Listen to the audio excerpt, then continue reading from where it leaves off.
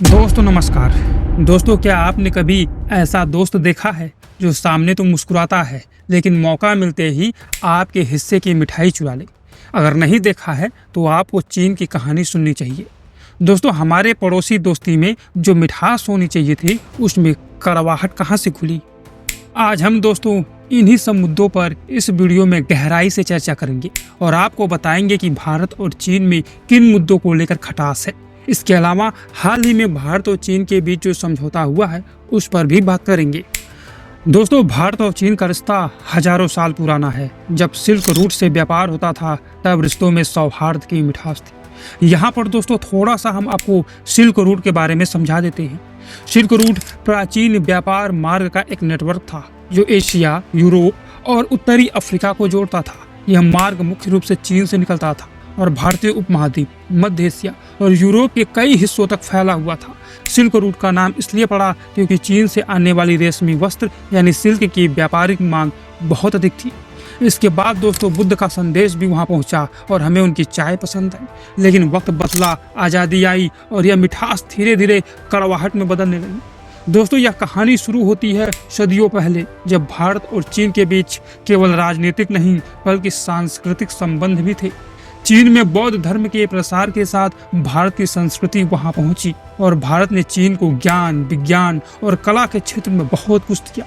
मगर यह सदियों पुरानी दोस्ती समय के साथ बदलती गई। जब 1947 में भारत स्वतंत्र हुआ और 1949 में चीन में माओ की सरकार बनी तो दोनों देशों ने नई शुरुआत की। लेकिन 1962 का भारत चीन युद्ध दोनों देशों के बीच खाई पैदा कर गया। इस युद्ध का मुख्य कारण सीमा विवाद था। दोस्तों अक्साई चीन और अरुणाचल प्रदेश के क्षेत्र पर दोनों देशों का दावा था। इस युद्ध ने दोनों देशों के रिश्तों में एक अस्थायी तनाव जोड़ दिया जो आज तक जारी है। दोस्तों अगर हम इतिहास में जाएं तो हमें 1962 का भारत चीन युद्ध याद आता है जिसने दोनों देशों के रिश्तों पर गहरा असर डाला। आइए उस युद्ध के कारणों पर एक नजर डालें ताकि हमें समझने में आसानी हो कि आज का तनाव कहाँ छुप जा है। दोस्तों 1962 का युद्ध मुख्य रूप से कुछ प्रमुख कारणों से हुआ था। सबसे बड़ा मुद्दा था सीमा विवाद। उस समय भारत और चीन के बीच सीमाएं ठीक से तय नहीं थी, खासकर अक्साई चीन और अरुणाचल प्रदेश में। दोस्तों भारत अपनी सीमा को मैकमोहन रेखा के अनुसार मानता था जबकि चीन इसे मान्यता नहीं देता था। यह विवाद दोनों देशों के बीच अविश्वास का बीज बोने लगा। इसके अलावा चीन की विस्तारवादी रवैया भी एक कारण था।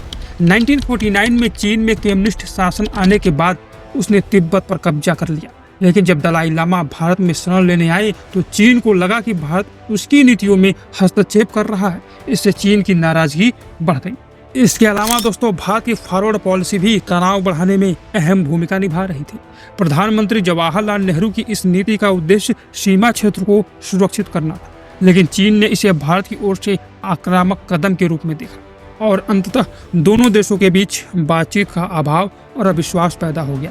इससे हालात लगातार बिगड़ते गए।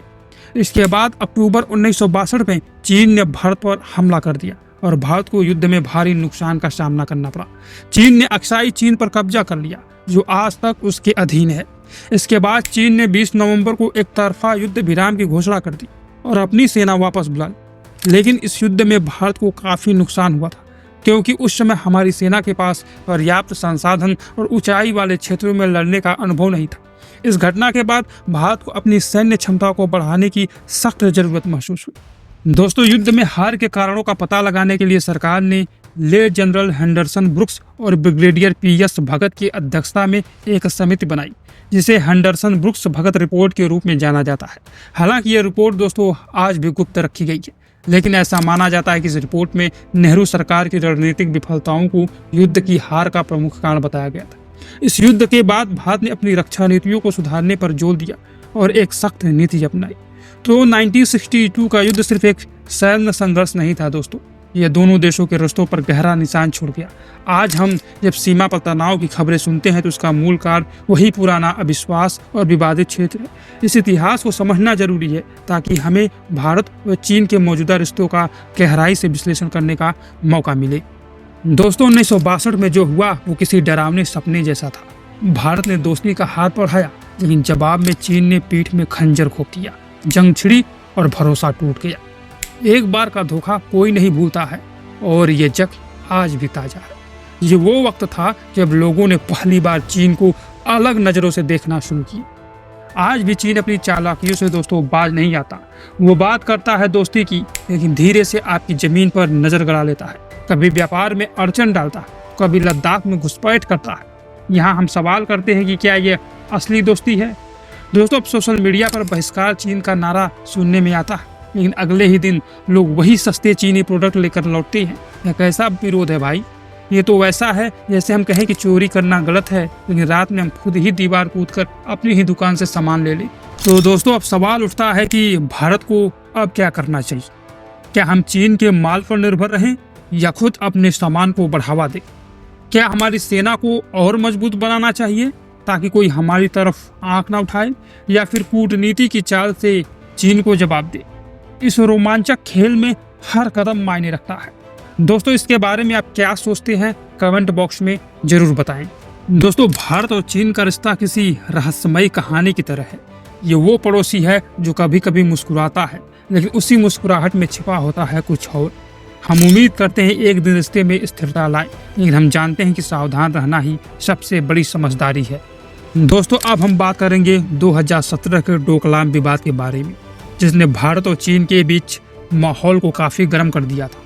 इस मुद्दे ने भारत की सुरक्षा को लेकर के बड़े सवाल खड़े कर दिए थे। तो चलिए जानते हैं आखिर यह डोकलाम विवाद था क्या और क्यों इतना महत्वपूर्ण था। दोस्तों, डोकलाम एक ऐसा क्षेत्र है जो 3 देशों भारत, चीन और भूटान की सीमाओं के पास स्थित है। यह क्षेत्र भूटान और चीन के बीच एक विवादित हिस्सा है। भारत के लिए यह जगह इसलिए बहुत अहम है क्योंकि यहाँ से एक संकीर्ण हिस्सा गुजरता है, जिसे हम चिकन नेक या सिलीगुड़ी कॉरिडोर कहते हैं। यह भारत के बाकी हिस्सों को उत्तर पूर्वी राज्यों से जोड़ता है। अगर चीन यहाँ तक पहुँच जाए तो भारत की सुरक्षा को खतरा हो सकता है। दोस्तों, जून 2017 में चीन ने इस जगह पर बिना भूटान की अनुमति के सड़क बनाना शुरू कर दिया। भूटान ने इसका विरोध किया और भारत से मदद की गुहार लगाई। भारत भूटान का करीबी दोस्त है और उसकी सुरक्षा के लिए प्रतिबद्ध है, इसलिए भारत ने तुरंत अपनी सेना डोकलाम में भेज दी और चीन के इस निर्माण कार्य को रोक दिया। इस दौरान दोस्तों, भारत और चीन के सैनिक एक दूसरे के सामने डट गए और स्थिति बेहद तनावपूर्ण हो गई। दोनों देशों की सेनाएं करीब 73 दिनों तक इस इलाके में आमने सामने रही। यह एक तरह का आंखों में आंखें डालकर देखना था, जिसमें दोनों देशों ने अपनी अपनी ताकत दिखाई। आखिरकार दोस्तों, अगस्त 2017 में बातचीत से एक हल निकला। भारत और चीन ने फैसला किया कि दोनों देश अपनी अपनी सेनाओं को पीछे हटा लेंगे। चीन ने सड़क निर्माण रोक दिया और भारत ने भी अपनी सेना को वापस बुला लिया। यह विवाद दोस्तों भले ही खत्म हो गया हो, लेकिन इसने भारत और चीन के रिश्तों पर गहरा असर छोड़ा। इस घटना से यह साफ हुआ कि भारत अपनी सुरक्षा और अपने दोस्त भूटान की संप्रभुता के लिए किसी भी हद तक जा सकता है। इस घटना के बाद से भारत और चीन ने कई बार सीमा पर शांति बनाए रखने के लिए बातचीत की है, लेकिन इस विवाद ने दोनों देशों के बीच एक तरह का अविश्वास भी पैदा कर दिया, जो कभी कभी सीमा पर तनाव के रूप में दिखाई देता है। इसके बाद दोस्तों, एक नई कहानी शुरू होती है मई 2020 में, जब चीन ने लद्दाख के कुछ हिस्सों में घुसपैठ की। तब से ही तनाव बढ़ गया था। गलवान घाटी की झड़पें, हॉट स्प्रिंग, पैंगोंग त्सो और गोरा जैसे इलाकों में तनाव की आग ने हमें झकझोर दिया। उसके बाद दोस्तों, 15 जून 2020 की रात को लद्दाख के गलवान क्षेत्र में भारत और चीन के बीच तनाव बढ़ गया। इस घटना में भारतीय सेना के 20 जवान शहीद हुए। दोस्तों, यह 1975 के बाद से विवादित सीमा पर पहली बार हुआ था जब युद्ध में भारतीय सैनिकों की मौत हुई। भारतीय सेना ने दोस्तों चीनी सेना को एक मुंहतोड़ जवाब दिया और कई मीडिया रिपोर्टों के अनुसार चीनी सेना ने भी भारी नुकसान उठाया। इसलिए दोस्तों, हाल ही में रूस के कजान में ब्रिक्स शिखर सम्मेलन के दौरान प्रधानमंत्री नरेंद्र मोदी और चीन के राष्ट्रपति शी जिनपिंग ने इन मुद्दों पर चर्चा की है। बातचीत का उद्देश्य केवल यह नहीं था कि दोनों नेता एक दूसरे से मिले, बल्कि दोनों देशों के रिश्तों में एक नई शुरुआत की जा सके। और इसी का नतीजा यह है कि 21 अक्टूबर 2024 को एक समझौते पर हस्ताक्षर किए गए, जिसमें तय किया गया कि गश्त को एक बार फिर से बहाल किया जाएगा। इस समझौते से ये उम्मीद की जा रही है कि दोनों देशों की सेनाएं आपसी भरोसे के साथ सीमा पर शांतिपूर्ण वातावरण बनाए रखेंगी। अब दोस्तों सवाल यह है कि यह सत्यापन गश्त आखिर क्यों खास है। दोस्तों यह सिर्फ गश्त नहीं है बल्कि एक संदेश है कि दोनों देशों की सेनाएं अब मिलकर काम करने को तैयार है। इस गश्त का मतलब यह है कि दोनों देश आपसी सहमति से एक दूसरे के बिंदुओं पर पहुंच सकते हैं। डेप्सोंग में अब हमारे सैनिक फिर से अपने पुराने गश्त बिंदुओं जैसे कि PP-10, PP-11, PP-11-1, PP-12 और PP-3 तक पहुंच सकते हैं। यही वजह है कि जहां पहले हमें रोका गया था, ये एक तरह से हमारी सेना के लिए एक नई शुरुआत है।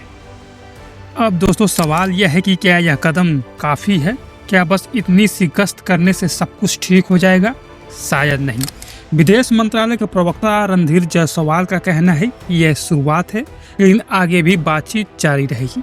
इसके तहत दोस्तों दोनों देशों के विदेश मंत्री और उच्च अधिकारी नियमित बैठक करेंगे ताकि भविष्य में ऐसी विवाद को रोका जा सके। इस पहल का असली उद्देश्य सिर्फ सीमा पर शांति बनाए रखना नहीं है, बल्कि भारत चीन के बीच एक भरोसे का रिश्ता फिर से कायम करना भी है। दोस्तों अब कुछ लोग कहेंगे कि अरे ये तो एक गश्त है, इससे क्या होगा। लेकिन दोस्तों यह सोचने की बात है कि अगर इस गश्त से कुछ भी नहीं होता तो चीन और भारत इसके लिए सहमत क्यों होते। यह कदम इसलिए अहम है क्योंकि यह सिर्फ दिखावा नहीं है, ये वो शुरुआत है जो हमें एक मजबूत रास्ते पर लेकर जा सकती है। हाँ, हमें अपनी सुरक्षा को लेकर के सतर्क रहना होगा और दोनों देशों को आपसी विश्वास को धीरे धीरे मजबूत करना। तो दोस्तों यह खबर हमें बताती है कि दोनों देशों के बीच शांति का संदेश धीरे धीरे आगे बढ़ रहा है। दोस्तों यह कोई जादू नहीं है कि सब कुछ एकदम से ठीक हो जाएगा, लेकिन एक छोटी सी पहल भी रिश्ते को बदलने की ताकत रखती है। हमारे सैनिकों की मेहनत और सरकार की कूटनीति से उम्मीद की जा रही है कि यह बदलाव हमें एक नई दिशा देगा।